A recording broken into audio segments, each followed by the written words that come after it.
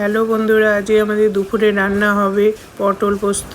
আর এই দিক দিয়ে দেখো পেঁয়াজ কেটে রেখেছি, মুসুর ডাল বেটে রেখেছি, রসুন কুচিয়ে রেখেছি, লঙ্কা কুচিয়ে রেখেছি। এটা মুসুর ডালে বড়া হবে। আর এই পোস্ত আর লঙ্কা মিক্সিতে পিষে রেখেছি। এই দেখো কড়াইতে তেল দিয়ে তেলটা গরম হলে এক এক করে আমি মুসুরির ডাল সব ওর মধ্যে কালো জিরে দেওয়া হয়েছে, আর লবণ দিয়ে আর একটু পোস্ত দিয়ে ওটা মেখেছি। দেখো এক এক করে আমাদের মুসুর ডালে বড়া আমার হয়ে গেছে। আমি এক এক করে তুলে নিচ্ছি। এবার কড়াইতে আমি কালো জিরে ফোড়ন দিয়েছি। এবার কালো জিরে ফোড়নটা পুড়ে গেলে আমি এক এক করে পটলগুলো কড়াইয়ের মধ্যে দিয়ে দিচ্ছি, দিয়ে নাড়াচাড়া করব। এ দেখো আমার পোস্ত বাটাটা দিয়ে দিয়েছি, আর একটু হলুদ আর লবণ দিয়ে এটাকে ঢেকে ঢেকে রান্না করব।